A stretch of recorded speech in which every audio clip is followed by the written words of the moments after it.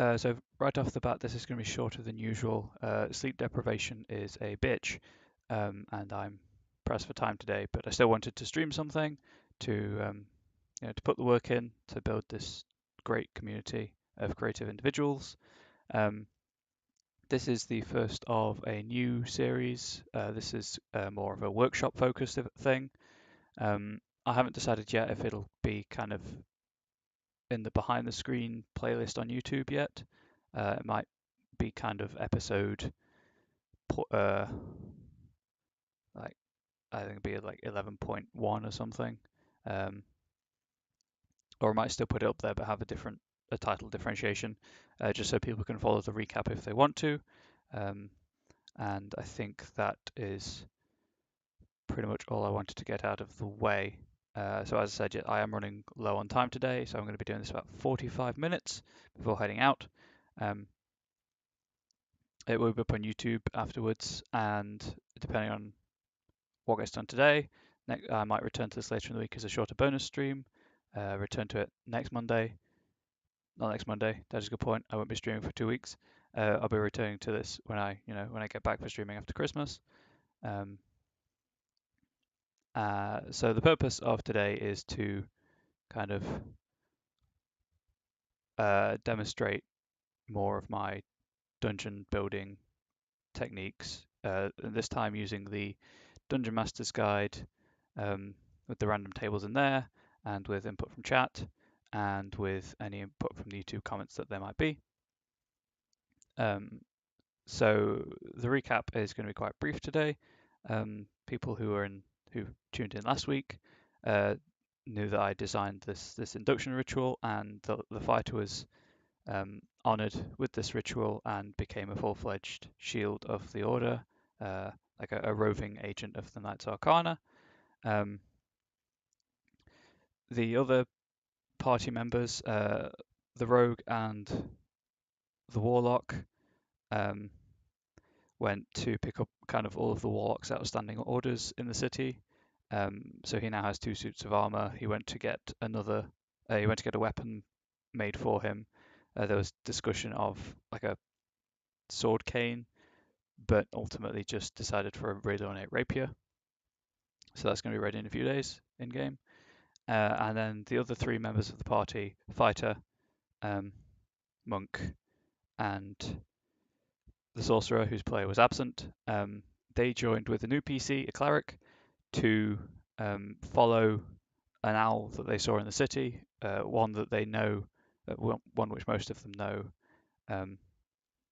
Actually, half of them, the monk and the fighter, know to be one of the wild shapes of their kind of immediate superior, Cyril Silverstar, who essentially who led them back to her offices, gave them the magic item they've been waiting on for a while, told them not to teleport with it, and then the fighter, who thought he was wounded, promptly demonstrated why you shouldn't teleport with it. And I got the players to roll on the wild magic table, and in the process of healing himself, the fighter accidentally cast 5th level magic missile through this magic item, and obviously, hit himself in the face with magic missile.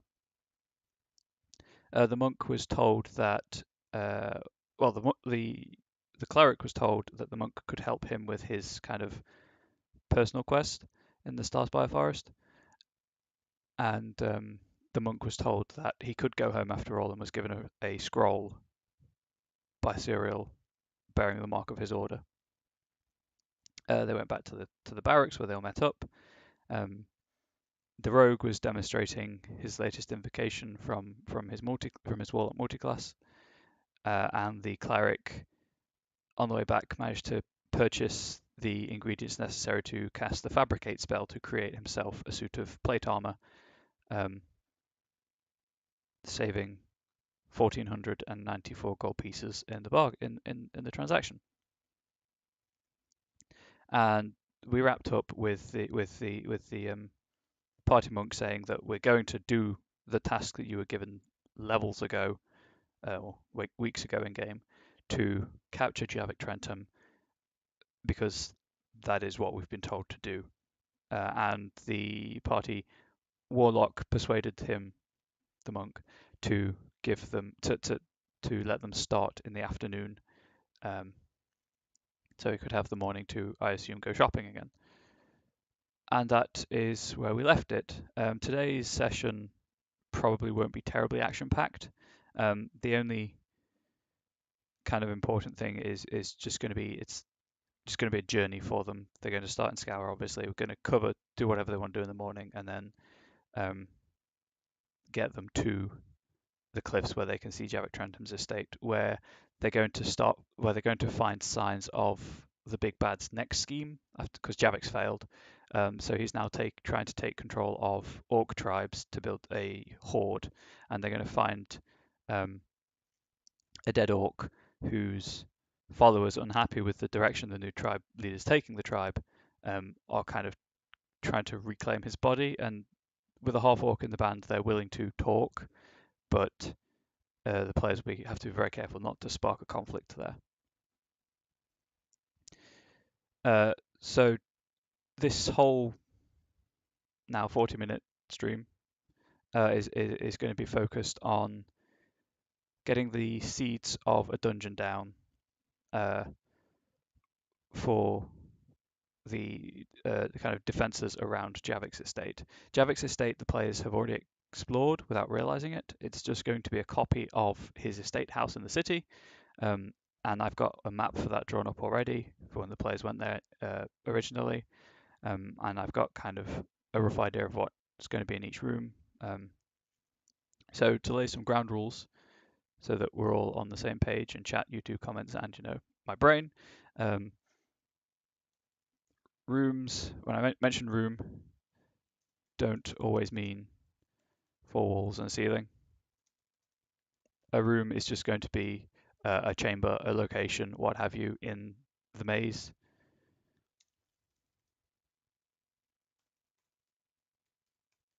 In the dungeon, sorry. That's really the only ground rule I can think of off the bat. Also, this is defensive, designed to mislead and repel, not to kill. The reasoning behind this being kind of Javik's got this. He's a warlock, an archfey warlock, so he's got this borrowed power. He thinks he's a cleric, so he's got this borrowed power that he's using to misdirect all his foes, because he knows that he can't weather a siege or a concentrated effort. So he's relying on the magic he can call upon to confuse people and to get them going the wrong way and chasing their own tail. Hence the name of the dungeon, the Maze of Smoke and Mirrors. I'll skip the mood board for now and go to the narrative purpose. The narrative purpose, it's to confuse, as I've already said. To demonstrate Javik's powers / abilities. If you want to know how I'm doing the instantaneous large space, I'm just pressing tab on my keyboard to confuse and demonstrate Javik's powers and abilities. Kind of the narrative I'm going for is to show the transition between prime material plane, which in 5th edition, for anyone unaware, the world is divided into, the cosmology is divided into several planes, the prime material being kind of the worlds as we know it, them, and then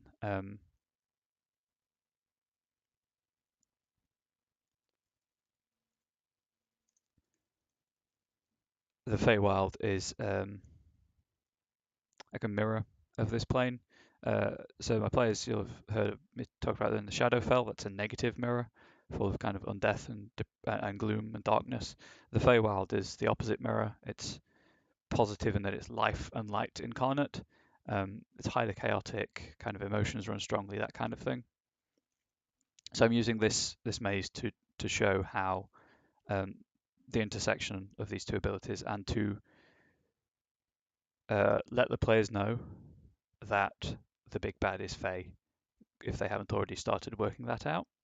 I don't think they have. None of them have mentioned it. Um, but I want this to be an explicit kind of, there's a power here that you're butting heads against continuously. It's Faye. And I was thinking that at the end of the boss fight with Javik, however that ends up, or the end of the encounter, I should say, if they resolve it through social means, um, the Fae, the Arch-Fae who's kind of powering all of this, is going to appear. Um, Javik's always going to die no matter what they try, because I'm trying to get across the power this Fae Lord has. Um, well, I say die, quote unquote. He's going to get taken by the Fae Lord for his failures. Um, but they're going to see this Fae Lord, and he's going to give them the ultimatum of stop meddling in my business, or I will kill you. Um, hopefully, setting him up as a villain that they're invested in, and someone that they want to go ahead and kind of research and start building resources to deal with. So narrative to confuse demonstrate his powers abilities to show the transition between prime material plane and the Feywild magic Javik has. I think that's kind of, in a nutshell, the two things I'm going for with this Maze of Smoke and Mirrors. So the mood board is shadows, mists, mirror, nature, life unbound, chaotic, unrestrained,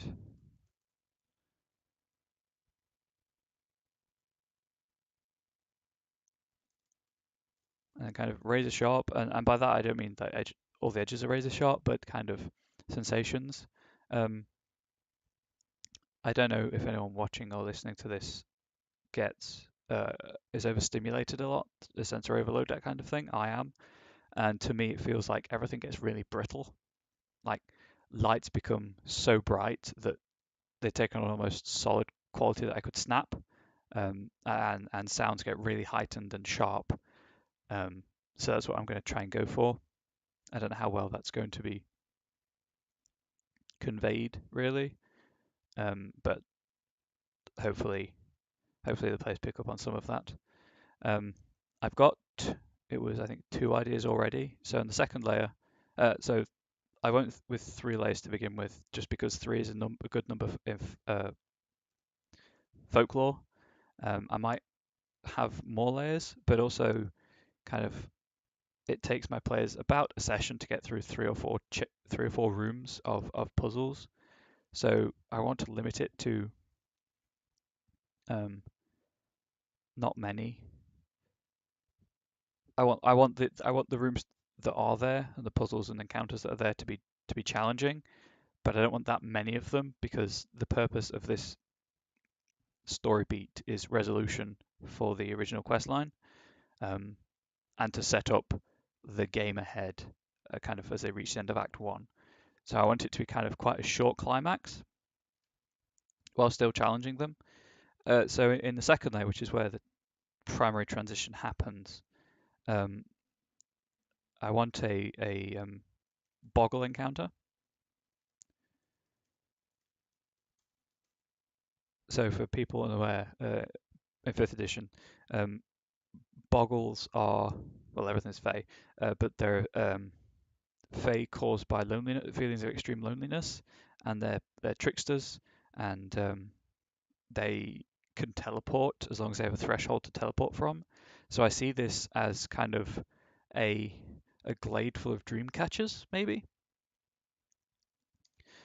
and they can use their magic to um, create a teleportation rift in the circle of a dream catcher and jump through it or reach through it, and grab stuff. Um, and hopefully the players will figure that out and start destroying the dream catchers, because once that happens, the boggles themselves aren't terribly difficult to deal with. Once you lock them down, it's their ability to teleport that's the main problem. And also in this transition area, I might move it down to the Fey level, but I want a Quickling Grove. Um, and this I don't see as much of a action-driven combat encounter. I see this as more of a social challenge, um, where the quicklings uh, challenge the PCs to a race after stealing all of their after stealing some of their stuff.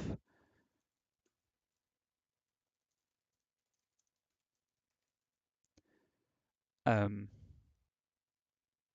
so for people who don't know what quicklings are, quicklings again are Fey, but well, their base listed speed is 120 feet. They move so fast that they're a blur, kind of, unless they're stock still, your attacks are disadvantaged because they move so quickly.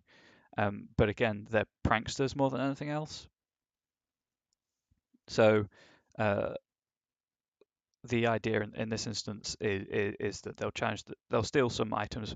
Maybe I'll randomly determine what items are stolen. Maybe I'll just see what players have. I'll ask the players what they have obviously on them, um, and then they'll kind of challenge the PCs to a race. Now, because the party monk is a tabaxi monk, um, they can double their speed for a turn with feline agility. So this will be kind of the first one to cross the finish line, which this glade's probably going to be about 200 feet across. So by doubling their movement speed for a turn, by spending a key point to dash as a bonus action, and by dashing as a normal action, the monk should be able to cross. Well, will be able to cross that finish line. Um, for the purposes of this encounter, quicklings the quickling challenger won't be dashing to double their speed because they'll be um, actually they could because they can only move 240 on a dash. So if it's 250 feet, because the monk can move 270 in a turn. Yes, I might do that. Anyway, my original thought was that they wouldn't be dashing because they're too preoccupied with kind of working out how much other stuff they can steal, and if the PCs are quote unquote stupid enough to fall for it twice in this race that they theoretically don't stand a chance in. Um, but now, as I say now, thinking about it, having the 250-foot race means that the quickling can still dash, but it still can't get there before the monk does. Um, 250 feet foot race. Uh, Obviously, the players can also opt for the violent route and try and murder the whole Quickling Grove. So this is probably going to be more of a mossy glade with some rocks, maybe a big tree in the middle where the Quicklings live and where they stash all the loot. Um,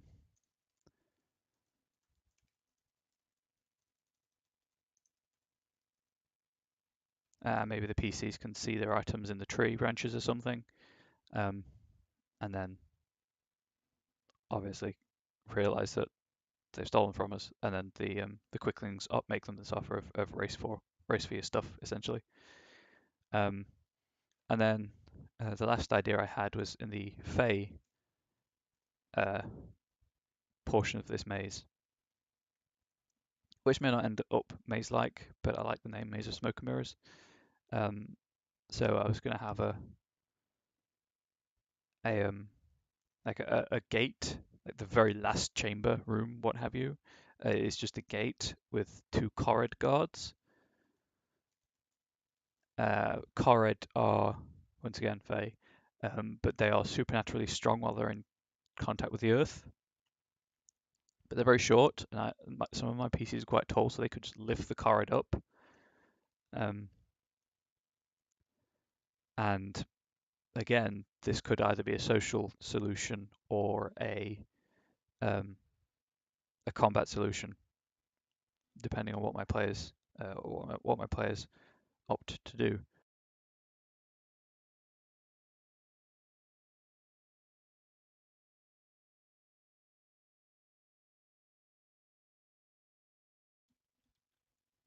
Okay, so sorry, I had a drink. Um, I just make a note of combat/social encounter. So those are the three ideas that I had earlier today when I was thinking about what I could stream about. Now I'm going to throw it open to chat, to anything, as long as kind of a YouTube comment reaches me before I run this dungeon, I'll consider incorporating it. As I say, I've got the Dungeon Master's Guide with the random tables. I've got some dice set up to be rolling for random stuff. Um,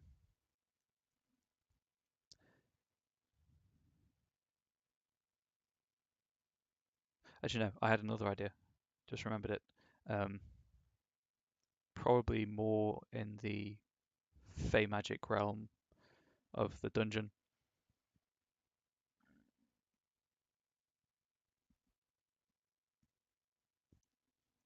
It's going to play upon the Excalibur idea, like the sword in the lake.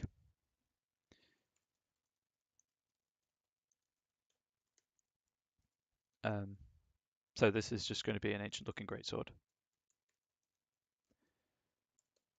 Which, now I think about it, I'm gonna happily let the players take this sword if they want it.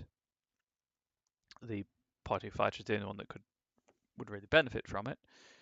But now I think about it, the DMG in the random generation section for dungeons and things has a tricks table. Now tricks are less deadly than traps, but still have some really cool ideas. So it's a D100. Let us see what comes up. So 83. So that is releases, summons, or turns into a monster.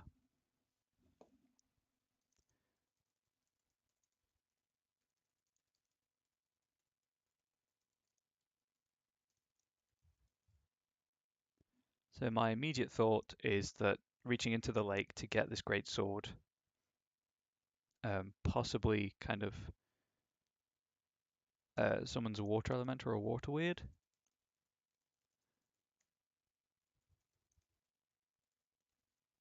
Question mark. Um, Equally, I could take a dryad and reskin it as a naiad.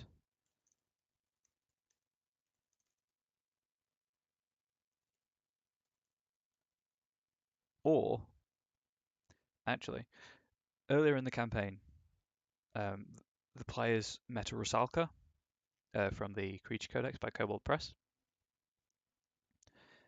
and it wasn't an easy fight for them because they were, it's a monster designed for high level encounters, even though I toned it down. So it might be cool to bring that Rusalka back and show them how far they've progressed, but have her display visible signs of the punishment she received for losing against them because when she was beaten, the Archfey that is the big bad and will be claiming Javik and claimed the undead warlock they recently vanquished, claimed her as well, but took her alive. The undead warlock their servant killed.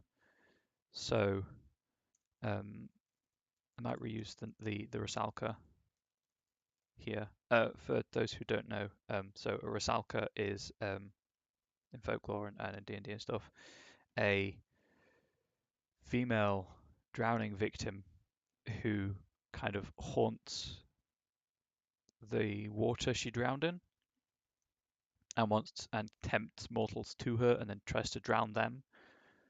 Uh, so that's also an idea.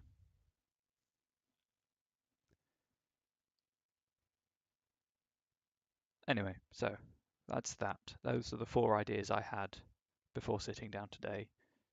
It's about half of the 9 that I'd like. So some of these, obviously, I don't want to have. I don't want to have all combat encounters.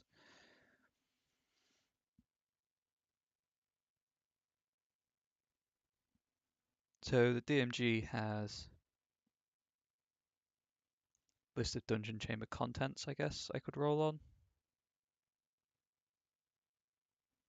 Noises, odors, general features, general furnishings.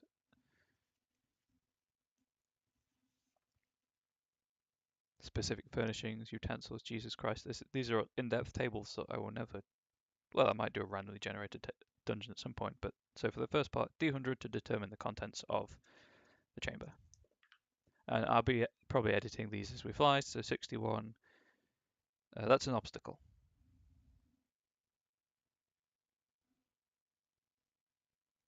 So obstacle takes me to a D20 table, and that is a 15. So lava flows through the area, 50% chance of a stone bridge crossing it. Now lava is not typically found in a woodland. So if we have a mist-shrouded river playing back to the mood board of crystal clear water, and because this is like a liminal place, this is a threshold area, so there is a bridge crossing it, but the players have to use the bridge's reflection, sorry. If they step foot on the bridge, they'll just fall into the water. It shouldn't take them too long to figure out. I mean, they probably will just try and swim the water, which is equally viable. But I'm happy with that. And if it, like, this, as I say, this is designed just to show them what they're up against more than to punish them in a way, because the Javik fight is going to be the encounter. I want it to be a very an important climax. I want this to be relatively fresh for it, as opposed to the Undead Spellcaster, where I deliberately wanted to drain their resources. So the next one is again an obstacle, and this time overgrown mushrooms block progress, must be hacked down, 25% chance of a mold or fungus dungeon hazard hidden among them. I like that. So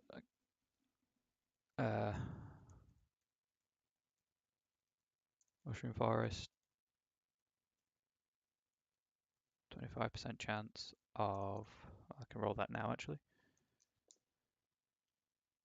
Nope. So there's no danger in no dangers in this room. And what I was thinking I might do is kind of get these rooms sorted today, and then in a future stream populate them with scene dressing. Apart from the great sword, I don't think I want to have anything that the players can take away that will be useful in terms of mechanics and things. But to make the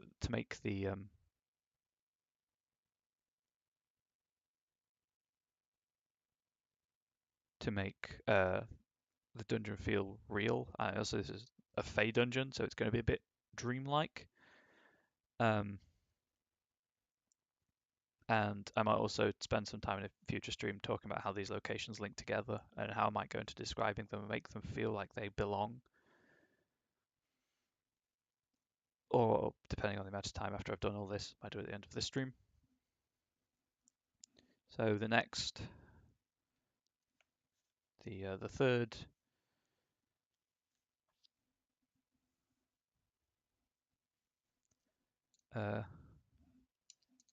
chamber content, 98. So that's empty room with treasure.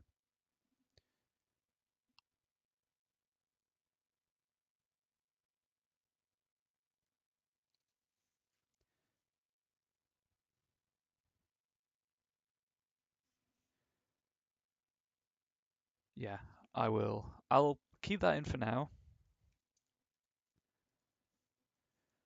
and then determine what treasure could possibly be in it. And it might not be traditional treasure. It might be kind of like an exotic fruit that the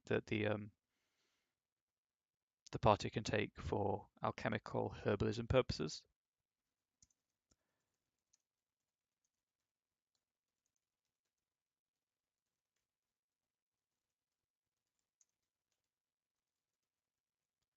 but for now, I'll leave that as is. And of course, all of these are subject to change depending on feedback from chat and the YouTube comments.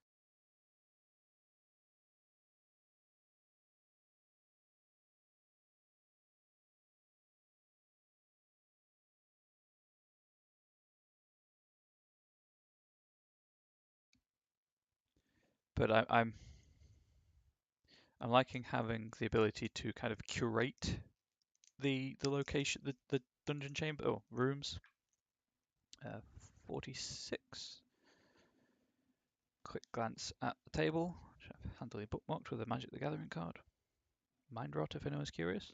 That is a monster with treasure.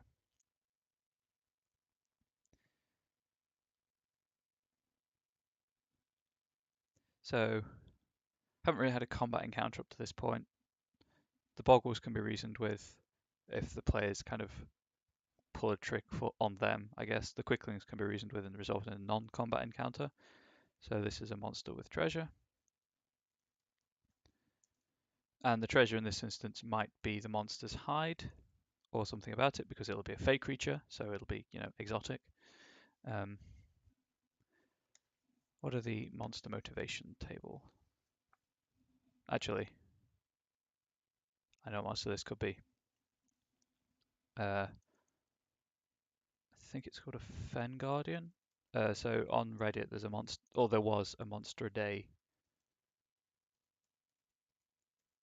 kind of subreddit where they post up a homebrew monster a day, and one of them I believe is called a Fen Guardian or something like that.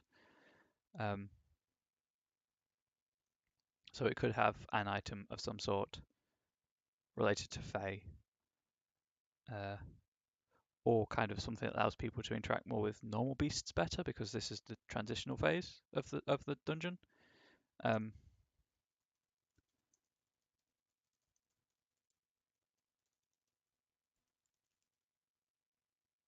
It could be. This those in the chat has pointed out it could be a dragon. So it could be, yes. I don't want to be killing the party at the minute. Yes, good morning. For me, it's good afternoon. The stream's only going to be on for about another 10 minutes or so because I'm pushed for time. So apologies for that. I should probably put something about that in the title. But I'm generating a dungeon for my place to run through in a few weeks' time. And this will be the subject of, I say a few weeks, in the new year. This will be the subject of at least one more stream.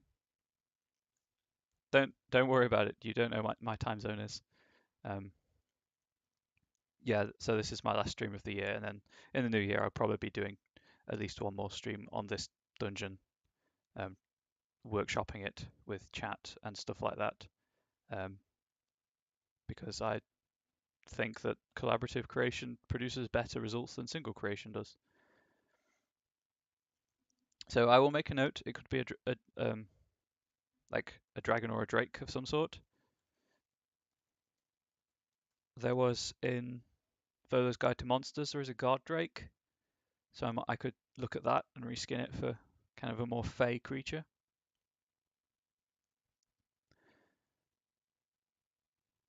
It's not a bad idea, actually.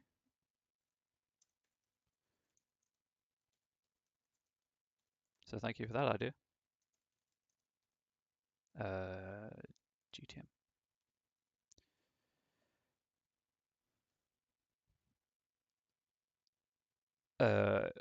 Yeah, so I apologize for speaking quickly and stuff like that. Normally I have a much slower, chill stream, but I am pressed for time because I did not sleep well at all last night, so I was a bit sleep deprived this morning, and knock-on effect, and I'm doing this about 2 hours later than I would like to.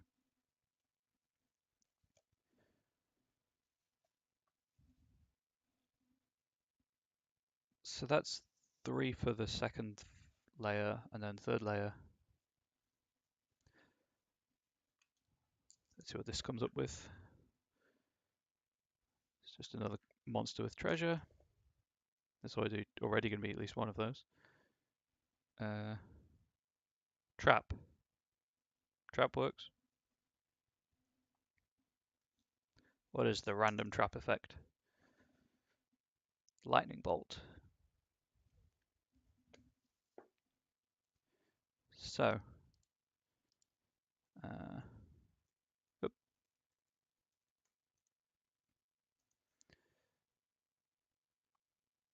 So if I reskin lightning bolt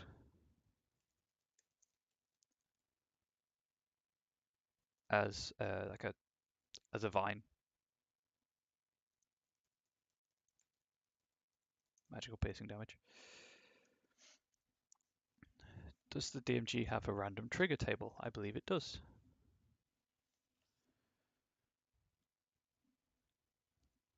And severity. So 2 6s. Something is moved and deadly. Well, lightning bolt's pretty deadly at the level the players are at anyway, so. Um,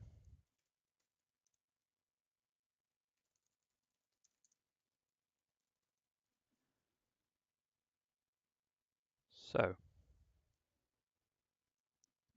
how would one go about triggering? What would one move to trigger like a magical vine in this shadowed, misty, primeval, chaotic forest of excess emotion and things like that?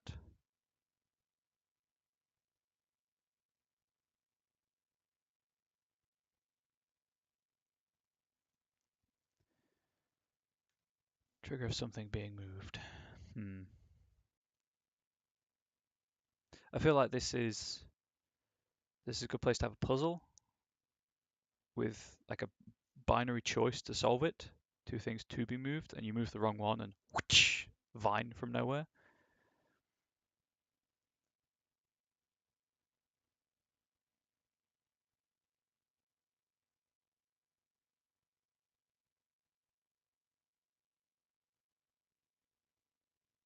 Statue of broken statue of something.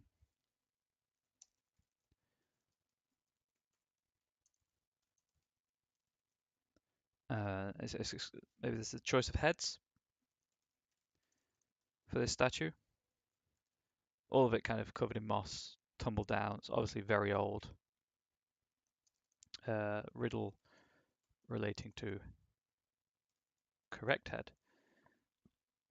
And if you move the wrong one, this vine comes kind of flies out of part of the statue maybe, and hits everyone in the line.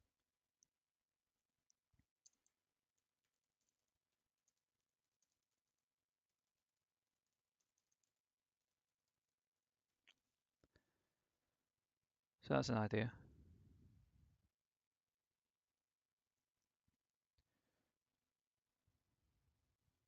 Hmm.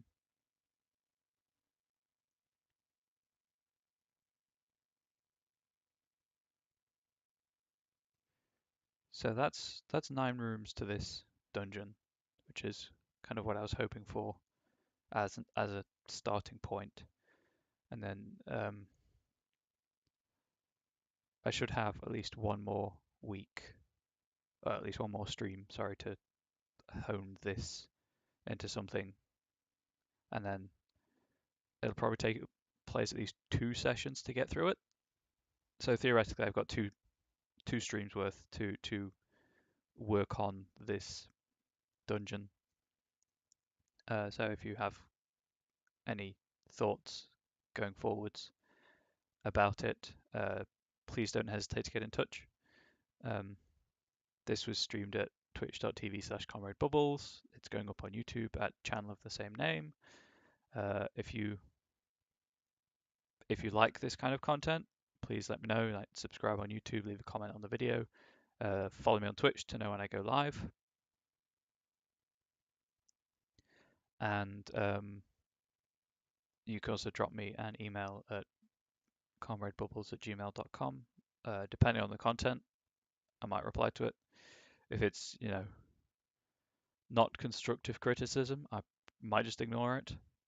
If it's abusive, obviously, I don't know why it would be, but if it is, I'll take appropriate measures.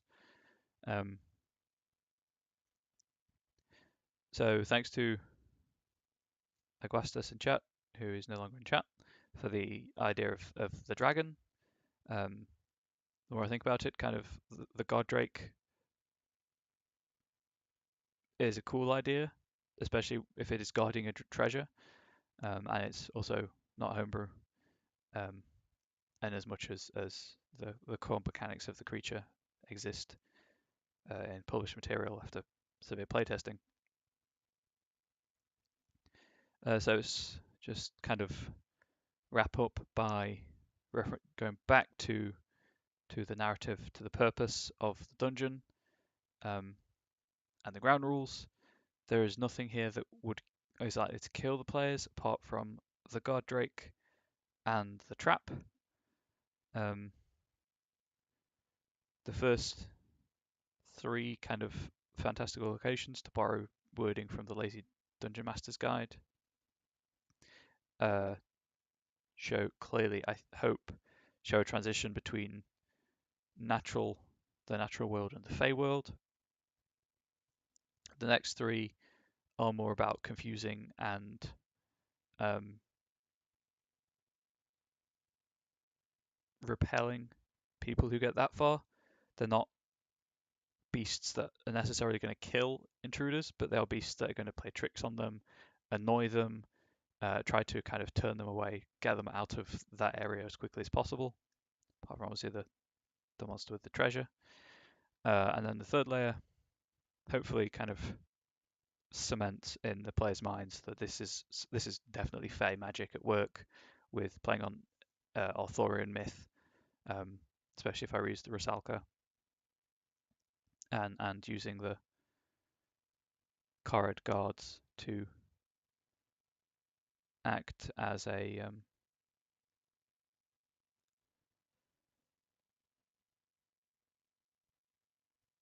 gatekeepers to the estate itself. So I think, admittedly, this was a far shorter stream than I wanted to do today, and I'm sorry about that. I wish I had the time to continue streaming for a while, for a bit longer, or to change game. Um, but if you've tuned in, uh, thank you. If you've watched this on YouTube, thank you. As I say, if you like the content, follow on Twitch, subscribe on YouTube. Um, I'm I'll reply to comments on YouTube when I can. I'll reply to whispers on Twitch or when I can.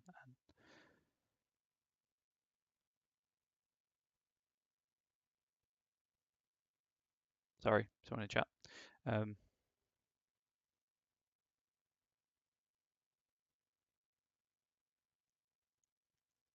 yeah, that so kind of using methods to obscure where the PCs have been. 100% plays into. Thanks. But I will make a note of that, and when I come back to doing this in the new year, I will 100% bear that as an idea in mind. We'll put that in. We'll put that in the mood board, um, or actually here. Uh, remove signs of passage from intruders. Slash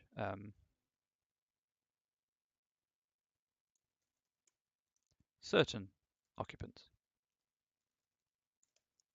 So that's a great idea that obviously I didn't occur to me. So thank you for that.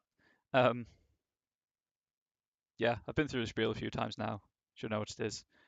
So thank you for coming along for this short stream, and have a good one.